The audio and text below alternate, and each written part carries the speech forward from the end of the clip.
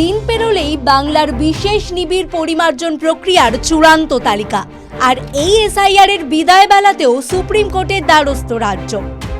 শুক্রবার রাজ্যের হয়ে শীর্ষ আদালতের দৃষ্টি আকর্ষণ করলেন আইনজীবী কপিল সিব্বল। কলকাতা হাইকোর্টে রুদ্ধদ্বার বৈঠকে যে ঠান্ডা লড়াই শুরু হয়েছে তা তিনি টেনে নিয়ে গেলেন শীর্ষ আদালতে। এবার জুডিশিয়াল অফিসার নিয়োগ নিয়ে কমিশনকে কাঠগড়ায় টানল রাজ্য। শীর্ষ আদালতে প্রধান বিচারপতি সূর্যকান্ত নেতৃত্বাধীন বেঞ্চের কাছে রাজ্যের সওয়ালকারী অভিযোগ করেন, এসআইআর প্রক্রিয়া খতিয়ে দেখার জন্য যে জুডিশিয়াল অফিসার নিয়োগ করা হচ্ছে সেক্ষেত্রে কোনোভাবেই কলকাতা হাইকোর্টের প্রধান বিচারপতির মতামত গ্রহণ করা হচ্ছে না। এই মর্মে কমিশন অবৈধভাবে নানা নির্দেশিকা জারি করেছে বলেও অভিযোগ কপিল সিব্বলের। তবে এখানেই ক্ষান্ত নন তিনি।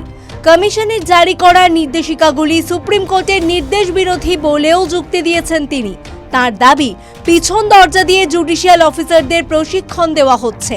হাইকোর্টে প্রধান বিচারপতিকে এড়িয়ে কোন নথি গ্রহণ হবে, কোন নথি গ্রহণ হবে না সেই বিষয়েও নির্দেশিকা দেওয়া হয়েছে। রাজ্যের সওয়ালকারীর যুক্তি শোনার পরেই প্রধান বিচারপতি সূর্যকান্ত স্পষ্ট বলেন, জুডিশিয়াল অফিসারদের সন্দেহ করা বন্ধ করুন, এবার এর নিষ্পত্তি হওয়া প্রয়োজন। একই বেঞ্চে উপস্থিত বিচারপতি জয় মাল্য বাগচি বলেন, কমিশন ছাড়া আর কে প্রশিক্ষণ দেবে? আমরা স্পষ্ট নির্দেশিকা দিয়ে দিয়েছি কোন কোন ডকুমেন্টস গৃহীত হবে। আমাদের নির্দেশিকা অত্যন্ত স্পষ্ট, তা কোনোভাবেই এড়িয়ে যাওয়া যাবে না।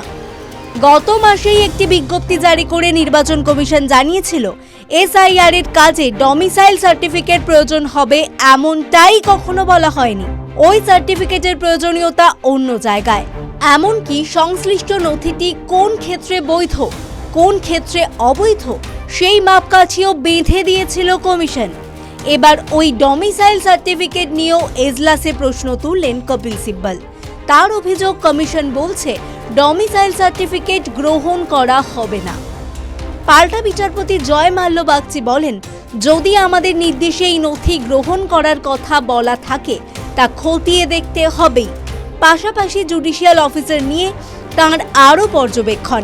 আমাদের বিচারকরা যাতে সুষ্ঠুভাবে কাজ করতে পারে তা নিশ্চিত করা রাজ্য সরকার এবং কমিশন দুই তরফেরই দায়িত্ব।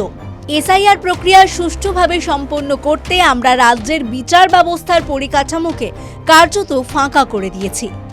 সবশেষে বলে রাখা প্রয়োজন, এই সওয়াল জবাবের সময় সুপ্রিম কোর্টে উপস্থিত ছিলেন রাজ্যের মুখ্য সচিব নন্দিনী চক্রবর্তী। কমিশনকে দোষেই তাঁর ভোটাধিকার থাকবে কিনা এখনও ঠিক নেই বলে মন্তব্য করেন কল্যাণ বন্দ্যোপাধ্যায়। টিভি9 বাংলা ডিজিটাল।